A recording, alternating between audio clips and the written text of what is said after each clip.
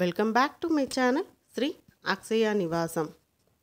Chicken வாங்குறப்போ இந்த மாதிரி டிஃப்ரெண்ட்டாக செய்து பாருங்கள். அன்றைக்கி லஞ்சு ரொம்ப சூப்பராக இருக்குன்னு சொல்லி எல்லோரும் விருப்பப்பட்டு சாப்பிடுவாங்க. உங்களை கட்டாயம் பாராட்டுவாங்க. நல்லா சிக்கனை பெரட்டி அதே மாதிரி அந்த சிக்கனில் உள்ள நெஞ்சு எலும்பை எடுத்து நல்லா இந்த மாதிரி ரசம் ஒன்று வச்சுட்டு ஜூஸியான சிக்கன் 65 ரெடி பண்ணுங்கள். சூப்பராக இருக்கும் லஞ்ச். வாங்க எப்படி செய்யலான்னு பார்க்கலாம். இப்போ சிக்கன் 65 செய்கிறதுக்காக 1/2 கிலோ சிக்கன் கழுவிட்டு தண்ணி இல்லாமல் நல்லா வடிச்சிட்டு எடுத்துருக்குறேங்க. கொஞ்சம் கூட தண்ணி இருக்கக்கூடாது. இதில் 1/2 ஸ்பூன் மஞ்சத்தூள் சேர்த்துக்கோங்க. நம்மளோட ஹோம்மேட் கரம் மசாலா 1 ஸ்பூன் அளவுக்கு சேர்த்துக்கலாம். இஞ்சி பூண்டு பேஸ்ட் 2 ஸ்பூன் சேர்த்துக்கோங்க. ஹோம்மேட் கரம் மசாலா எப்படி செய்கிறதுன்னு ஆல்ரெடி நான் வீடியோ போட்டிருக்கேன். பார்க்காதவங்க செக் பண்ணி பார்த்துக்கோங்க. மிளகு தூள் 1 ஸ்பூன் அளவு சேர்த்துருக்குறேன். புளிப்பு இல்லாத கெட்டி தயிர் 2 ஸ்பூன் சேர்த்துக்கோங்க. இந்த தயிர் சிக்கனை நல்லா ஜூஸியாகும். கூடவே கொத்தமல்லி தூள் 1 ஸ்பூன் அளவு சேர்த்துக்கோங்க. வரமிளகாத்தூள் உங்கள் காரத்துக்கு ஏற்ற மாதிரி நீங்கள் சேர்த்துக்கோங்க. நான் 2.25 ஸ்பூன் சேர்த்துருக்கிறேன். கூடவே அரை மூடி எலுமிச்சப்பழ சாறு. 1/2 கிலோ சிக்கனுக்கு அரை மூடி எலுமிச்சப்பழ சாறு கரெக்டாக இருக்கும். விதைகளை நீக்கிட்டு ஜூஸை மட்டும் சேர்த்துக்கோங்க. கூடவே கார்ன்ஃப்ளவர் மாவு சேர்த்துக்கோங்க. 1.5 ஸ்பூன் அளவுக்கு கார்ன்ஃப்ளவர் மாவு சேர்த்துக்கோங்க. கார்ன்ஃப்ளவர் மாவு எண்ணெயில் அந்த சிக்கனோட மசாலா உதிர்ந்து போகாமல் கெட்டியாக பிடிச்சிக்கும். அதுக்காக இந்த கார்ன்ஃப்ளவர் மாவு சேர்க்குறது.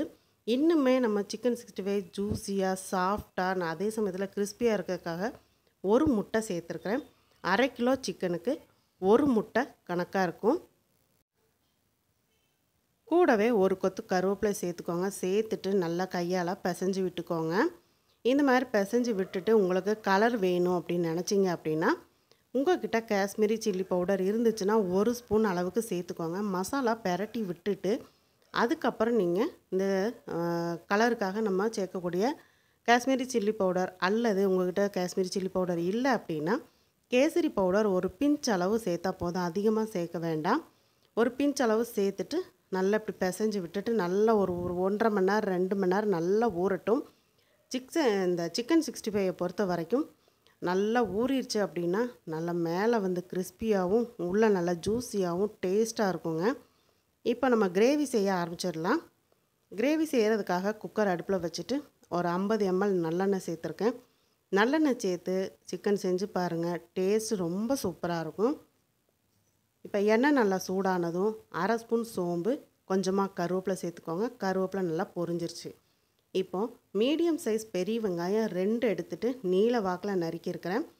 ஒரு 50 கிராம் அளவுக்கு சின்ன வெங்காயம் எடுத்து 1-2 கட் பண்ணி 2ஐயும் கலந்து சேர்த்துருக்குறேன்.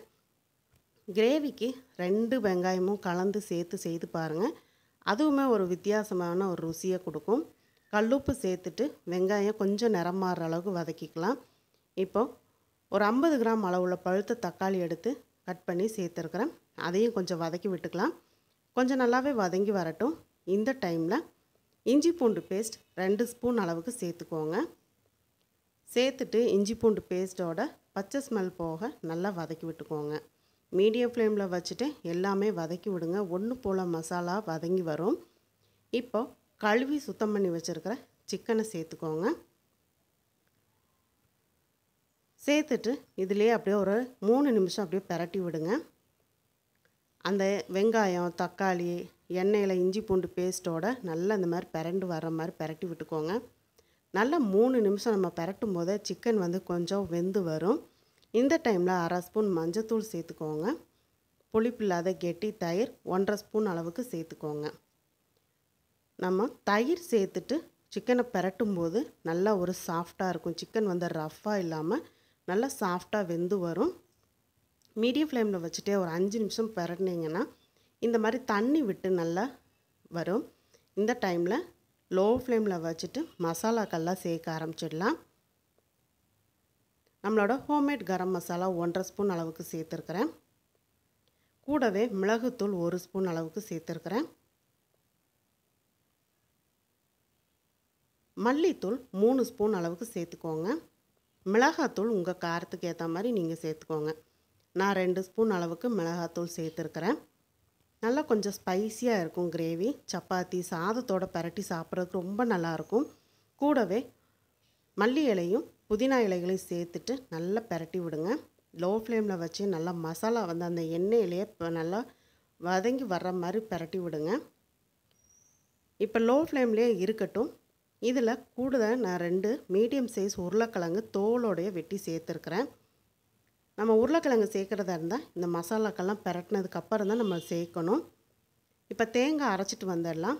தேங்காய் 1 மூடி தேங்காய் துருவி மிக்ஸி ஜாரில் எடுத்துருக்கேன். கூடவே ஒரு 8 முந்திரி பருப்பு சேர்த்துக்கலாம்.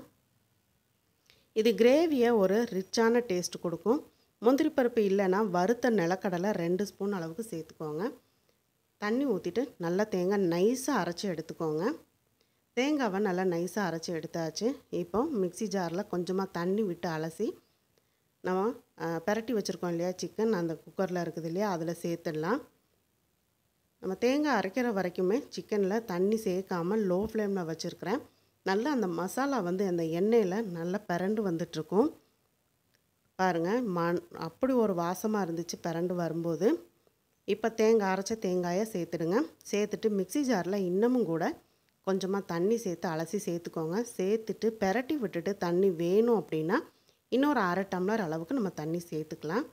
நல்லா தேங்காயை இந்த மாதிரி பெரட்டி விடும்போது நம்ம மீடியம் ஃப்ளேமுக்கு தீயை கூடுதலாக வச்சுக்கலாம். நல்லா இந்த மாதிரி பெரட்டி விட்டுட்டு உப்பு செக் பண்ணி பார்த்துக்கோங்க. உப்பு பத்தலை அப்படின்னா உப்பு சேர்த்துக்கோங்க.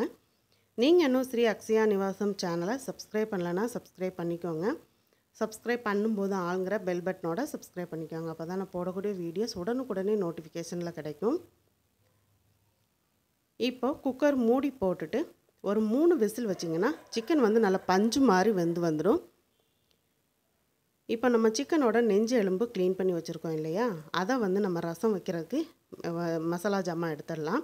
3 ஸ்பூன் அளவுக்கு நாட்டு கொத்தமல்லி, 1/2 ஸ்பூன் அளவுக்கு சோம்பு, 1 ஸ்பூன் அளவுக்கு சீரகம், 1/2 ஸ்பூன் அளவுக்கு மிளகு, கூடவே 4 வரமிளகாய் சேர்த்துக்கோங்க. கருவேப்பிலை ஒரு கொத்து சேர்த்துக்கோங்க. கூடவே ஒரு சின்ன இஞ்சி துண்டு சேர்த்துக்கோங்க. 6 பல் பூண்டு சேர்த்துட்டு கொரப்பாக அரைச்சி எடுத்துக்கலாம். நைஸாக அரைக்கணும்னு அவசியம் இல்லை. நான் ஒரு 100 கிராம் அளவுக்கு தான் அந்த நெஞ்சு எலும்பு வந்து வாங்கி வச்சுருக்கிறேன். இப்போ இந்த குக்கர் வந்து நல்ல 3 விசில் வந்து அடங்கிடுச்சு. இப்போ அந்த அடுப்புக்கு மாற்றிடலாம். இப்போ ரசம் வைக்கிறதுக்காக இன்னொரு குக்கர் அடுப்பில் வச்சுக்கிறேன். நம்மளோட கோழி நெஞ்செலும்பு ரசம் வைக்கிறதுக்கு நல்லெண்ணெயே சேர்த்துக்கலாம். 1/2 ஸ்பூன் அளவுக்கு நல்லெண்ணெய் சேர்த்துக்கோங்க. எண்ணெய் நல்லா சூடாகட்டும். ஒரு கொத்து கருவேப்பிலை சேர்த்துக்கோங்க. கூடவே ஒரு 10 சின்ன வெங்காயத்தை 1-2 கட் பண்ணி சேர்த்துட்டு, தக்காளி மீடியம் சைஸ் தக்காளியும் சேர்த்துட்டு 2யுமே ஒன்றா எண்ணெயில் போட்டு ஒரு பெரட்டி விட்டுக்கோங்க. ஒரு 2 செகண்ட் அப்படியே பெரட்டி விட்டிங்கன்னா போதும். ரொம்ப வதங்கணும்னு அவசியம் இல்லை. ரொம்பவும் சின்ன வெங்காயத்தை வதக்க விட்டுட்டிங்க அப்படின்னா ரசம் வந்து ஒரு இனிப்பு தன்மை வந்துடும். கொஞ்சமாக உப்பு சேர்த்துட்டு ஒரு பெரட்டியாச்சு. இப்போ கழுவி வச்ச அந்த கோழி நெஞ்செலும்பு சேர்த்துட்டு ஒரு பெரட்டி விட்டுக்கோங்க. மீடியம் ஃப்ளேமில் வச்சுட்டு இதெல்லாம் பண்ணுங்கள், அப்போ தீஞ்சு போகாது. இப்போ நல்லா 3 நிமிஷம் பெரட்டி விட்டோன்னே சிக்கன் வந்து ஓரளவுக்கு அப்படி நிறம் மாறி வரும். அந்த டைமில் 1 ஸ்பூன் மஞ்சத்தூள் சேர்த்துக்கோங்க. மல்லி இலை ஒரு 2 பிஞ்ச் அளவு சேர்த்தா போதும். புதினாவும் ஒரு 2 கீத்து சேர்த்துக்கோங்க. சேர்த்துட்டு நம்ம பொடி பண்ணி வச்சுருந்தோம் இல்லையா, அந்த பொடியும் நம்ம சேர்த்துட்டு மிக்ஸி ஜாரில் கொஞ்சமாக தண்ணி விட்டு அலசி சேர்த்துக்கோங்க. நம்ம அளவு தண்ணி அப்படி சொல்லணும் அப்படின்னா 1 லிட்டர் அளவுக்கு நம்ம தண்ணி சேர்த்துக்கணும். இந்த எண்ணெயிலே ஒரு பெரட்டு அந்த மாதிரி பெரட்டி விட்டுட்டு தண்ணி சேர்த்துக்கலாங்க.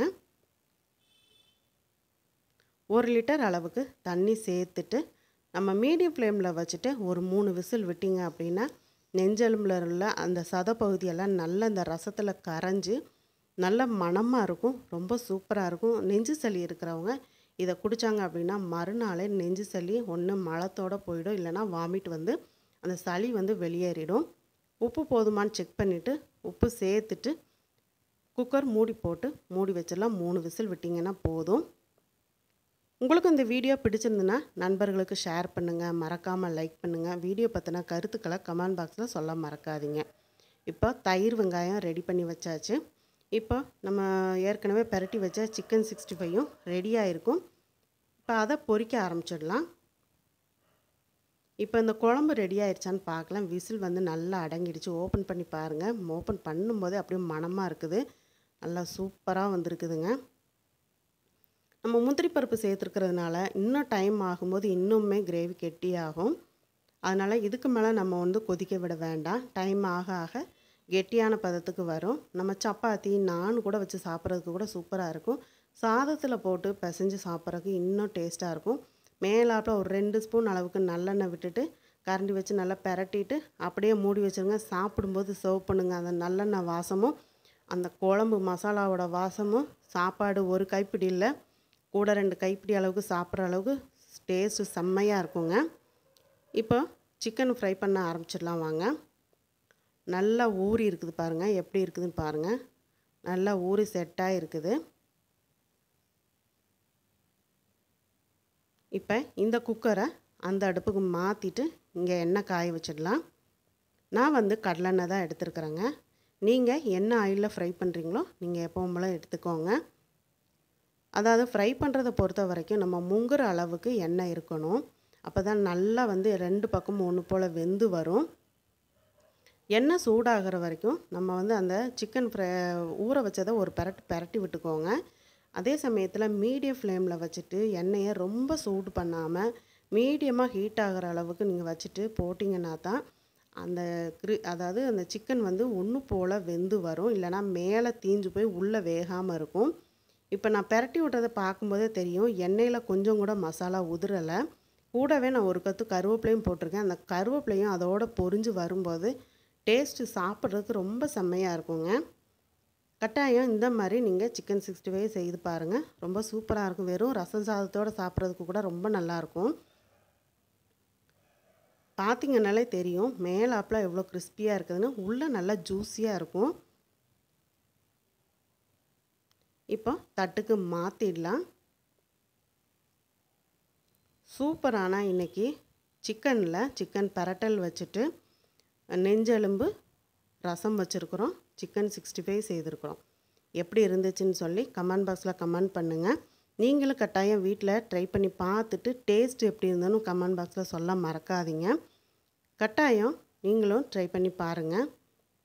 நீங்கள் இன்னும் ஸ்ரீ அக்ஷயா நிவாசம் சேனலை சப்ஸ்கிரைப் பண்ணலைன்னா சப்ஸ்கிரைப் பண்ணிக்கோங்க. சப்ஸ்கிரைப் பண்ணும்போது ஆளுங்கிற பெல் பட்டனோட சப்ஸ்கிரைப் பண்ணிக்கோங்க. அப்போ தான் நான் போடக்கூடிய வீடியோஸ் உடனுக்குடனே நோட்டிஃபிகேஷனில் கிடைக்கும். இந்த பக்கம் குக்கரை ஓப்பன் பண்ணுனா சூப்பராக மணக்க கோழி நெஞ்செலும்பு ரசம் ரெடி ஆகிடுச்சு. ரொம்ப மணமாக இருந்து மேலாப்பில் கொஞ்சம் மல்லித்தலையை தூவிட்டு சர்வ் பண்ண வேண்டியதுதான். இன்றைக்கி சாதம், நெஞ்செலும்பு ரசம், சிக்கன் 65, சிக்கன் பரட்டல் இத்தனையும் செய்திருக்கிறேங்க. கூடவே தயிர் வெங்காயத்தோடு சாப்பிட்றதுக்கு மதியம் பிள்ளைங்க கணவர்னு எல்லோரும் சந்தோஷமாக சாப்பிட்டாங்க. ரொம்ப நல்லா இருந்துச்சு. கட்டாயம் இந்த மாதிரி ஒரு காம்பினேஷனில் நீங்களும் ட்ரை பண்ணி பாருங்கள். மீண்டும் அடுத்த வீடியோவில் சந்திக்கிறேன். நன்றி, வணக்கம்.